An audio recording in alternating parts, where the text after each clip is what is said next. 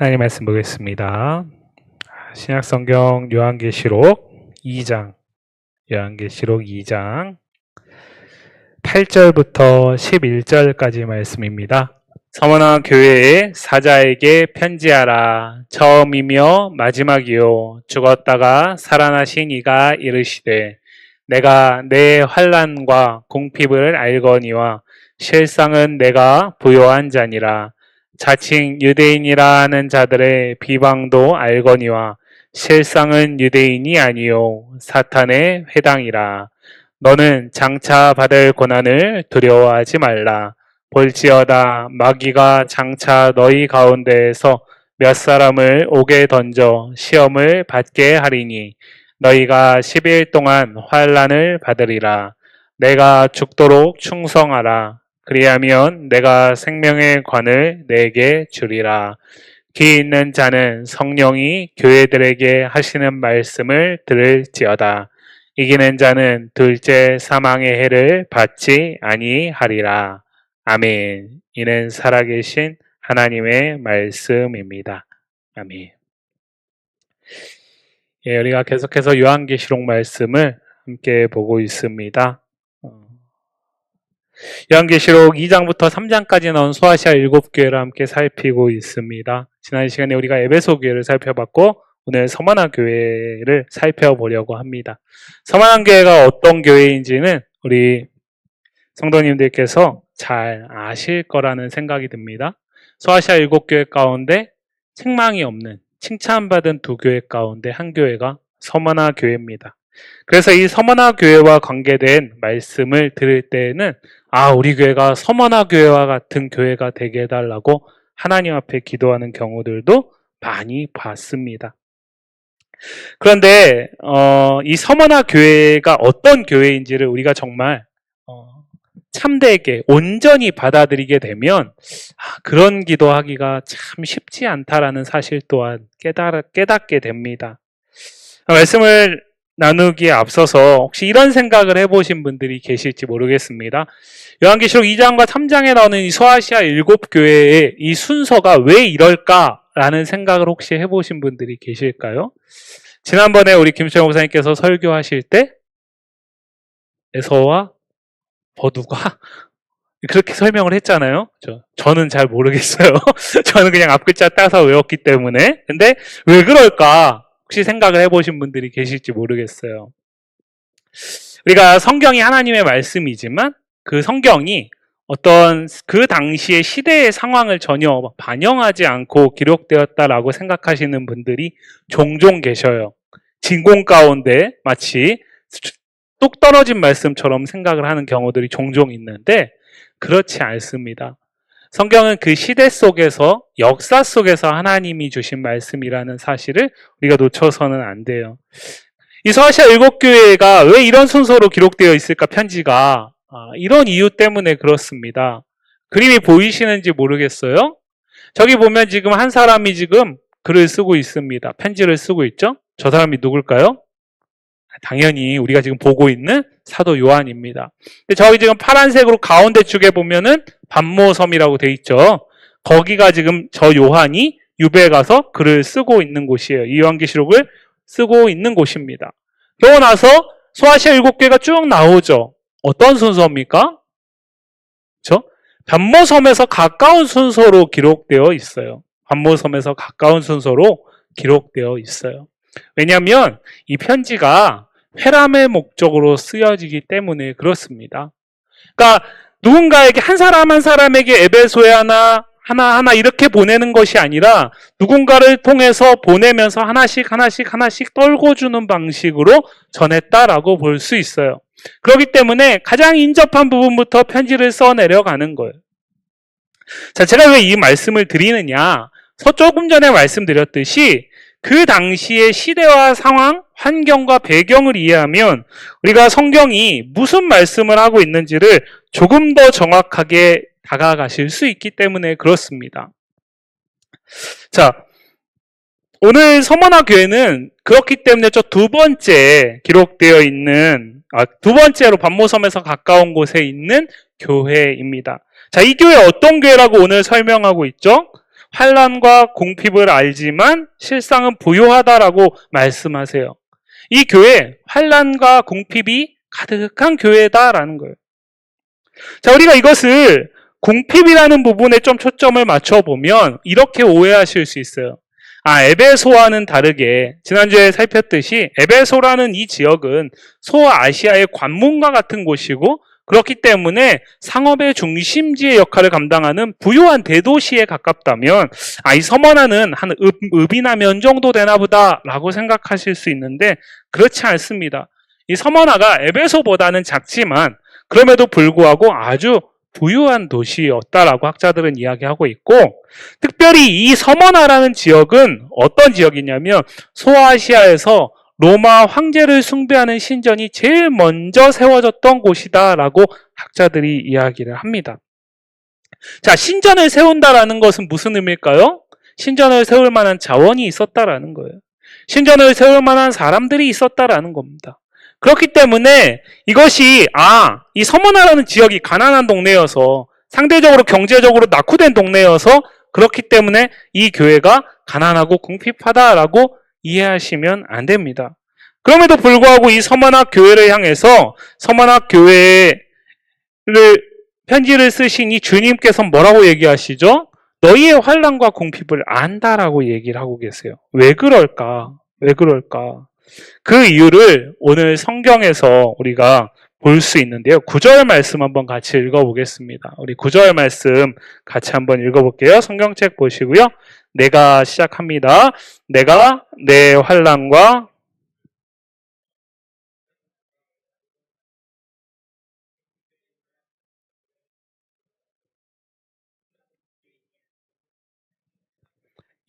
여기 보면 내가 안다. 그리고 실상은 이렇다. 그리고 실상은 이렇다. 라고 나오죠. 그런데 이것을 원문을 조금 보면 이렇게 설명을 할 수 있어요. 문장이 어떻게 시작되냐면 내가 안다로 시작을 합니다. 그리고 너희의 모습은 외형적인 모습은 이런 것이지만 그러나 내가 아는 너희는 이런 존재다.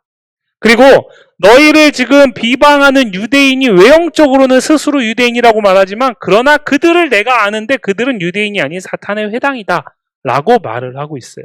이것을 강조하고 있어요. 다시 말씀드려서 이들의 환난과 궁핍은 그들의 경제적인 상황이나 그 지역적인 어떤 이유 때문이 아니라 바로 저 유대인이라는 것과 관계가 있다라는 것을 성경은 분명하게 말하고 있습니다.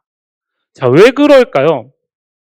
저 스스로 유대인이라고 말하는 저 사람들이 도대체 어떤 일을 했기 때문에 그럴까요? 오늘 본문에는 비방이라고 나오지만 중상모략 또는 조롱이라고 볼 수 있습니다. 자, 이들이 무엇을 했을까요? 자, 오늘 우리가 읽었던 9절 말씀에 보면 이들은 스스로 유대인이지만 사실은 내가 보기에는 내가 아는 저들은 사탄의 회당일 뿐이다 라고 얘기해요. 이 회당이라는 곳이 유대인들이 모여서 예배를 드리는 장소예요. 그러니까 이 서머나라는 지역엔 무엇이 있었냐면 회당이 있었다라는 겁니다. 그러니까 로마 황제 치하 가운데 유대인들이 회당을 통해서 자신들의 하나님을 섬기는 종교 생활하는데 어려움이 없었다라는 거예요. 자, 그런데 그러려면 어떤 과정이 필요할까요? 로마의 황제 시대 식민 치하에 있는 박해받는 로마 황제를 숭배하지 않으면 박해받는 시대 속에 종교적 자유를 보장받으면서 자신들의 공동체를 이루어가려면 무엇이 전제되어야 될까요? 로마 황제와 어느 정도 타협이 있어야 돼요. 로마 황제와의 타협이 없으면 불가능합니다. 우리가요, 한국 기독교 역사 속에서 참 지워버리고 싶은 기억 같은 것이 일제시대 말에 있었잖아요. 그죠? 우리가 지금은 지금은 추모하고 있는 주기철, 손양원 목사님과 같은 분들이 그때에는요, 같은 목사라는 사람들한테 비난당하고 오히려 같은 목사라는 사람들한테 중상모략 당하면서 고통을 겪었다라는 사실을 아십니까? 이 서머나 교회가 있는 이 서머나 지역의 교회, 그리스도인들은요, 다른 로마의 어떤 이방인들, 에게 박해를 당한 것이 아니라 누구에게 박해를 당했냐면 유대인들에게 박해를 당했어요. 유대인들에게요. 왜 그랬을까요? 아까 말씀드렸듯이 이들은 자신들의 공동체의 종교적 자유를 지키기 위해서 그리스도인들을 팔아넘겨버린 거예요. 로마 황제가 자신들에게 예외를 적용하려면 어떻게 해야 하죠? 로마 황제의 필요를 채워줘야 돼요. 그 제물로 그리스도인들을 바친 겁니다. 밀고 한 거예요. 비방한 거예요. 그거를 비방, 중상모략이라고 얘기를 하는 거죠. 그런데 사실 예수님이 아시는 저들은 어떤 자들이라고요? 사탄의 회당이다라고 얘기를 하는 겁니다. 자, 나아가서요. 저게 왜 환란으로 끝나지 않고 궁핍으로 이어지냐면요. 그 당시의 시대 속에서 로마 황제를 숭배하지 않는다라는 것은 단순하게 종교적인 나의 자유를 지켜내는 것에서 끝나지 않아요. 그것을 지킴으로 인해서 포기해야 될 것들이 너무나 많습니다. 그것을 지켜내기 위해서 경제적인 어려움을 감당해야 돼요. 사회 안에서의 관계적인 단절을 감수해야 합니다. 지금도요, 중동의 어느 지역이나 미얀마 같은데 불교가 아주 센데 이런 데 가면 종교적인 자유가 표면적으로는 있다라고 얘기하지만 우리나라 주민등록증 같은 곳에 이 사람의 종교가 찍혀요. 그래서 이 사람이 가령 소수의 1% 미만의 그리스도인이 사는 나라에서 그리스도인이라고 거기 찍히잖아요? 그러면 취업에 제한이 걸립니다. 그러면 삶에서 어려움이 생겨요. 다시 말씀드려서 이들은 그것을 감수하면서까지 무엇을 지켰다라는 거죠? 신앙을 지켰다라는 거예요. 서대에 제가 이런 말씀을 드렸어요. 서머나 교회, 칭찬받는 교회. 모든 교회가 책망을 받을 때 유일하게 책망 없는 칭찬만 받았던 두 교회 중에 한 교회. 아, 우리 교회도 서머나교회와 같은 교회가 되고 싶다. 아, 나도 서머나교회 성도와 같은 성도로 살아야 되겠다. 그게 그렇게 만만치 않다라는 거예요. 그래, 그게 그렇게 만만치 않다라는 거예요. 자, 그런데 이것이 우리에게 별로 와닿지가 않아요.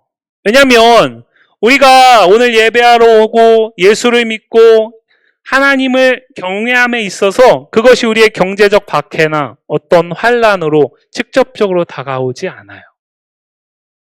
어떤 의미에서 훨씬 더 교묘하게 다가오죠. 저희 청년들 가운데 어떤 친구가 이 문제 때문에 엄청 고민을 합니다. 회사에서 일을 통해서 하나님을 영화롭게 하기를 원해요. 그런데 그것을 위해서는 자신이 생각하고 있는 신앙의 양심에 대한 부분을 끊임없이 도전받는 거예요. 그런데 누가 예수를 믿는다라고 하는 사람들이 아, 나도 예수를 믿고 나도 교회를 다니고 심지어 나는 직분도 있는 사람인데 괜찮아. 그렇게 얘기를 한단 말이죠. 그 가운데서 신앙의 양심을 지킨다는 건 생각보다 쉬운 일이 아니에요. 개인적으로만 그럴까요? 사실 오늘 이것은 무엇입니까?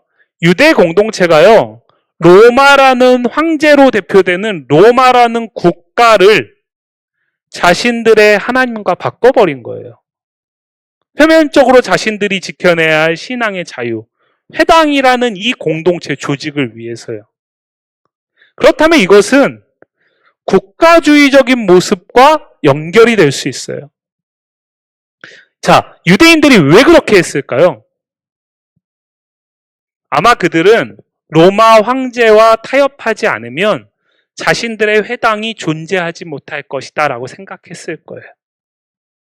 그렇기 때문에 자신들을 지켜내기 위해서 서머나 교회라는 그리스도인 공동체를 팔아넘긴 겁니다. 무엇 때문에요? 아, 우리 공동체가 혹여라도 망할까봐. 로마 황제는 그럴 힘이 있으니까요. 그렇죠? 그렇다면 이것은 우리에게도 비슷한 질문으로 다가올 수 있는 거예요.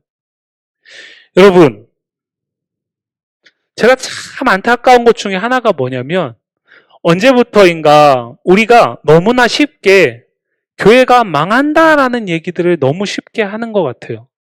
표면적으로는 그렇습니다. 숫자도 줄어들고 있고요. 과거의 영광의 시대를 상상조차 할 수 없는 힘든 시대를 보내고 있어요. 그죠? 거기다가요, 교회를 박해하는 것처럼 보여지는 법들을 막 제정하겠다라고 얘기합니다.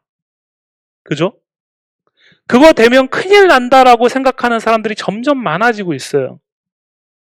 그런데요, 여러분, 그 두려움은 우리로 하여금 더 하나님을 붙들게 하는 것이 아니라 그 정책을 집행하고 그럴 수 있는 힘을 세상에서 가지고 있는 국가 권력에 기대게 하는 것 아십니까? 여러분, 이게 무서운 거예요.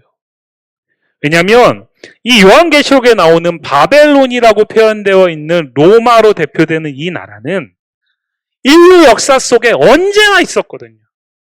이 시대 속에선 로마고요. 구약의 성경에선 바벨론이고요. 언제나 그 시대 속에서 패권을 잡으려고 하는 그 국가들로 대표돼요. 그리고 한 나라로 연결하면 한 나라의 권력자로 대표됩니다. 여러분, 우리의 신앙은요, 권력자가 지켜주는 게 아니에요. 우리의 신앙은 정부가 지켜주는 게 아닙니다. 우리는요, 하나님이 우리로 하여금 그 신앙을 지켜낼 수 있도록 환난과 궁핍을 아시는 그 주님께서 우리와 함께 하심으로써 우리가 그 신앙을 지켜내는 거예요. 여러분, 오늘 본문을 다시 한번 볼까요? 9절 말씀 보시면 내가 안다라고 얘기합니다. 내가 안다라고 얘기해요. 자, 뭘 아시죠? 환난과 궁핍을 알아요. 알면 어떻게 해야 돼요? 알면 어떻게 해야 됩니까? 여러분이 여러분 옆에 이웃이 지금 오늘 밥을 쫄쫄 굶고 있는 걸 알아요. 그럼 어떻게 하실 거예요? 내가 그 사람에게 줄 수 있는 것이 무엇인지를 찾아보고 그 사람이 굶주림에서 벗어날 수 있도록 도와줄 거 아니에요. 그렇죠. 그런데 오늘 모든 것을 가지신 알파와 오메가 되신 주권자이신 저 교회 머리 되신 주님은 아시는데 뭐라고 얘기를 하죠? 10절 말씀 같이 한번 볼까요? 10절 말씀 같이 한번 보겠습니다. 성경 보시고요. 같이 읽습니다. 받을 고난을 두려워하지 말라.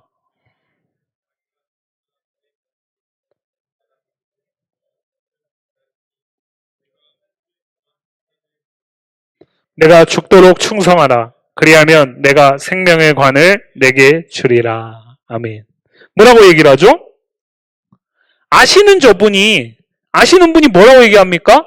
그 환난과 궁핍으로부터 내가 벗어나게 해줄게. 또는 실상은 부유한 자라고 얘기하고 내가 부유하게 해줄게라고 말씀하시는 것이 아니라 아직도 환난과 궁핍이 있을 거다라고 얘기해요. 지금까지도 죽겠는데 장차 받을 고난이 있다라고 얘기를 하고 있어요. 물론 그 받을 고난은 끝날 고난이에요. 그렇기 때문에 10일이라는 한정되어 있는 고난이에요. 그런데 여러분 이 10이 우리가 앞서 보았듯이 충만수라는 걸 생각하면 10일이라는 이 기간은 한정되어 있지만 짧은 기간이라고 볼 수 없어요. 나아가서 오늘 이것이 죽음과 연관되어 있음을 보면 이 세상에 살아있는 동안은 끝나지 않는 고난이라고 볼 수 있어요. 아시는 주님께서 환난과 궁핍을 다 아시는 주님께서 비방당하는 걸 아시는 주님께서 그 억울함을 갚아주시겠다라고 말씀하지 않으세요. 그 환난으로부터 벗어나서 부유하게 해주시겠다라고 말씀하지 않으신단 말이에요. 우리의 주님이 이런 분이시라는 사실을 우리는 너무나 쉽게 받아들여요. 오늘 서머나 교회가 붙들고 있는 주님은 이런 분이세요. 이런 분이시란 말이에요. 아시는데 어떤 의미에선 아무런 도움이 되지 않아요. 아시는데 이분이 내 형편을 조금도 변화시키질 못해요.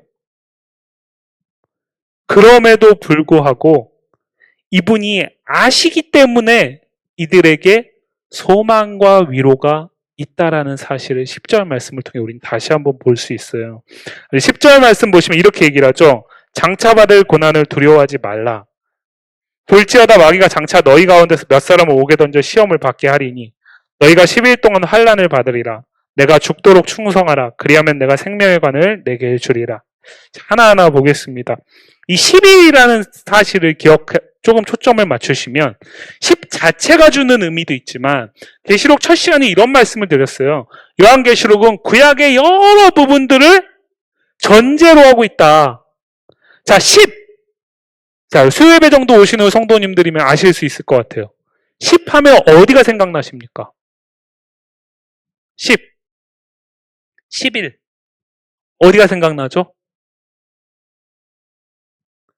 다니엘이 세 친구와 함께 바벨론의 포로로 끌려가서 왕의 재물에 진미를 먹으면서 열흘 동안 자신들은 물과 채소만 먹고 자신들의 믿음을 증명하겠다라고 얘기할 때 제시했던 기간이 10일이에요. 그럼 이 얘기는 무슨 얘기일까요? 이들의 고난의 기간은 곧 어떤 기간이라는 거죠? 자신들의 믿음을 증명받는 기간이라는 거예요. 무엇을 통해서요? 장차 받을 고난을 감당하면서. 사랑하는 성도 여러분, 저와 여러분의 믿음을 무엇으로 증명할 수 있을까요? 하나님이 우리에게 주신 부유함 속에서 그 부유함을 턱턱 내놓는 것으로 증명할 수 있을까요? 아니면 내가 교회를 오랫동안 다녔던 기간으로 증명할 수 있을까요? 아닙니다. 성경은 무엇으로 증명할 수 있다라고 얘기를 하죠? 고난을 그리스도와 함께 두려움 없이 감당하는 것을 통해서. 타협하지 않고 비방당할지라도 주님이 아무것도 하지 않는 것처럼 보이는 그때에도 그 주님으로 말미암아 견디고 견딤을 통해서 믿음을 증명받는다라고 얘기를 하고 있어요.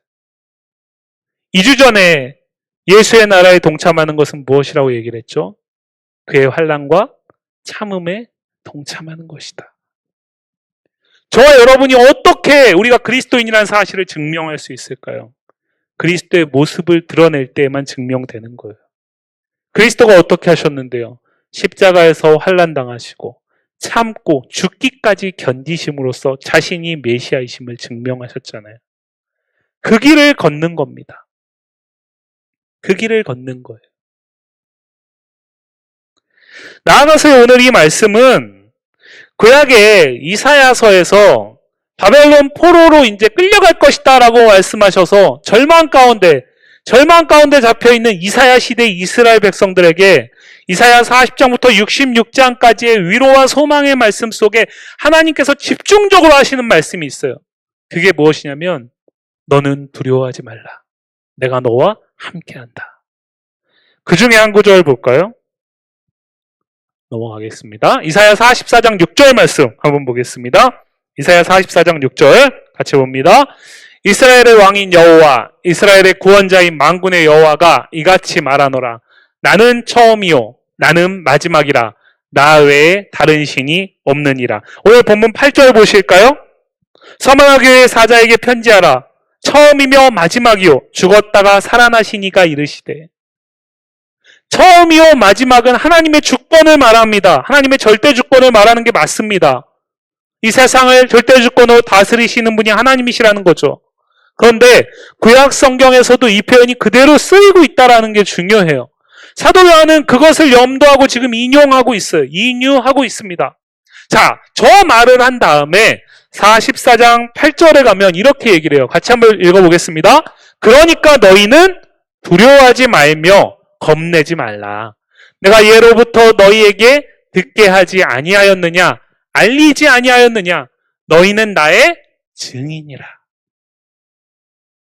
사랑하는 성도 여러분, 처음이요 마지막이신 여호와 하나님께서 우리 주님께서 우리에게 두려워하고 겁내지 말라고 말씀하시는 것은 허언이 아니에요. 그것을 통해서 우리가 그의 증인이 될 수 있는 유일한 길이기 때문에 그렇습니다. 여러분, 근데 언제 우리가 두려워하지 않고 겁내지 말라는 이 말씀이 우리에게 붙들어질 수 있을까요? 두려워할 수밖에 없는 상황이 있어야죠. 겁을 낼 수밖에 없는 상황이 있을 때 비로소 저 말씀은 우리에게 다가올 수 있는 거예요. 이스라엘 백성들이 바벨론에게 끌려갈 이제 하나님의 그 예언의 말씀이 이사야를 통해 선포돼서 이제 우리 다 죽었구나, 망했구나라고 생각하고 있을 때 하나님께서 그들에게 근데 두려워하지 마. 겁내지 마. 내가 누구야? 옛부터 얘기했잖아. 나는 처음이요 마지막이야. 두려워하지 말고 겁내지 말고 내 약속을 믿고 기다려. 견뎌내. 그렇게 너희가 나 여호와의 증인이라는 사실을 드러내라는 거예요. 마찬가지입니다. 오늘 서문학교의 사자의 모습도 그렇기 때문에 처음이요 마지막이요 죽었다가 살아나신 이에요. 소아시아 7교회, 우리가 지난주에 봤던 에베소 교회의 사자는 이렇지 않아요. 오른손에 7뼈를 붙잡고 7 금초대 사이를 거니시는 이입니다. 그렇죠? 서문학교회에는 왜 이런 모습으로 다가올까요?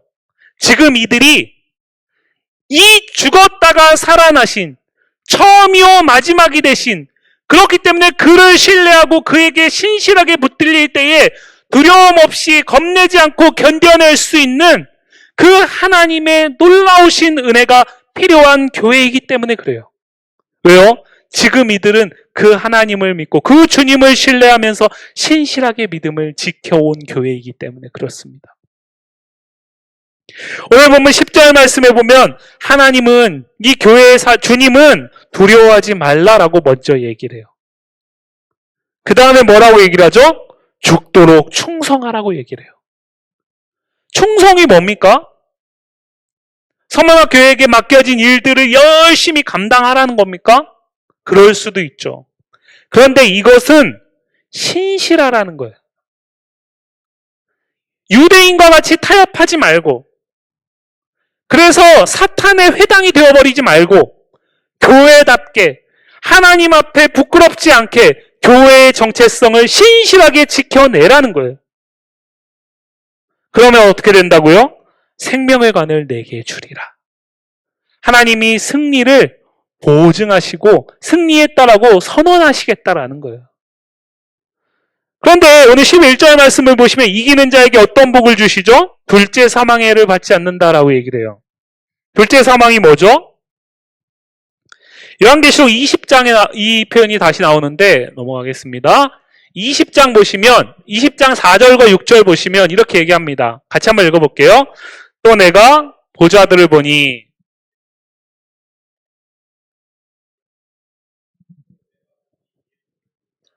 하나님의 말씀 때문에 목배임을 당한 자들의 영혼들과 또 짐승과 그의 우상에게 경배하지 아니하고 그들의 이마와 손에 그의 표를 받지 아니한 자들이 살아서 그리스도와 더불어 1000년 동안 왕노릇 하리니. 6절입니다. 이 첫째 부활에 참여하는 자들은 복이 있고 거룩하도다.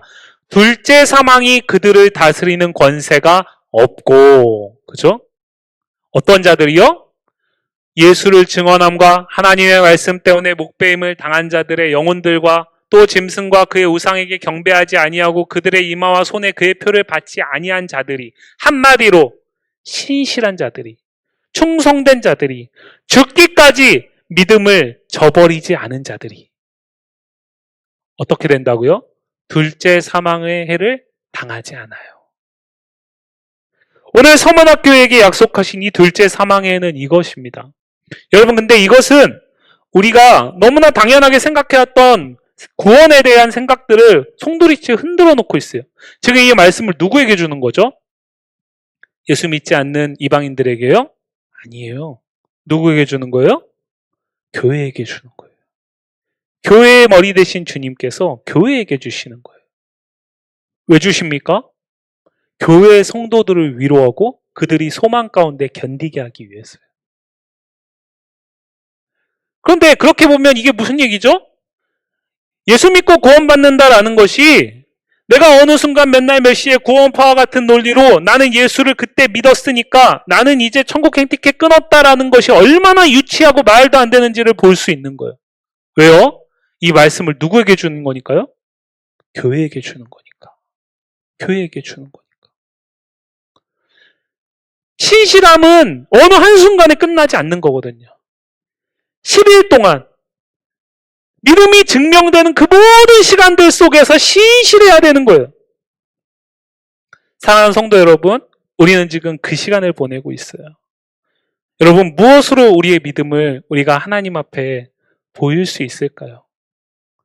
우리는 어떻게 이 세상 가운데 하나님의 하나님 되심을 증언할 수 있을까요? 길은 하나입니다. 두려워하지 말고 겁내지 말라는 이 처음이요 마지막이신 이 그리스도의 부활의 승리를 신실하게 붙들고 오늘을 실상은 겉보기엔 죽었으나 실상은 부유한 자로 사는 길을 택하는 거예요. 한마디로 믿음을 신실하게 지켜내는 겁니다.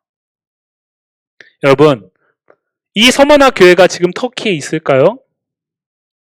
터밖에 안 남았어요. 그러나 이 교회가 망한 겁니까? 망하지 않았어요. 교회는 망하지 않습니다.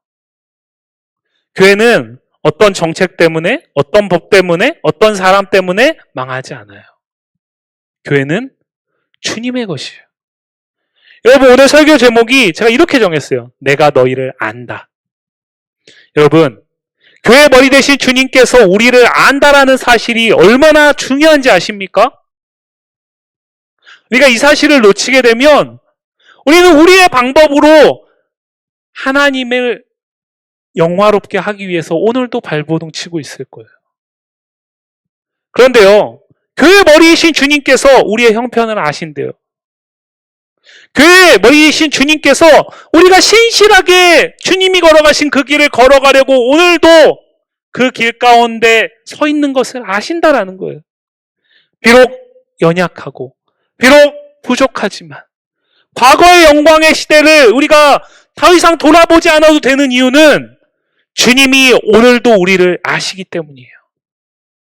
사랑하는 성도 여러분, 우리 교회가 주님이 아시는 것으로 만족하고 그 주님이 아시는 것 안에서 위로와 소망을 노래하는 교회가 되기를 주님의 이름으로 간절히 소망합니다.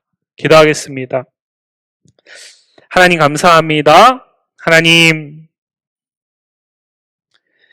오늘날 우리의 귀에, 우리의 생각 속에 교회가 과거보다 너무나 많이 위축되고 또 너무나 많은 그리스도인들이 하나님보다 세상의 힘을 의지하는 것처럼 보이기에 하나님, 교회가 이러다 망한다라는 소리를 너무나 쉽게 하고 있지만 그러나 주님이 우리의 연약함도 아시고 우리의 부족함도 아시고 그 가운데서도 신실하게 교회되기를 원하시는 자들을, 그 공동체를 아시기에 여전히 교회가 이 땅의 소망이고 교회가 유일한 위로인 줄 믿습니다. 하나님, 정말 우리 교회가 그러한 주님이 위로가 되고 소망이 되며 주님의 증인이 되는 교회로 죽기까지 신실하게 주님을 따라갈 수 있도록 은혜를 베풀어 주옵소서. 감사하며 예수님 이름으로 기도합니다. 아멘.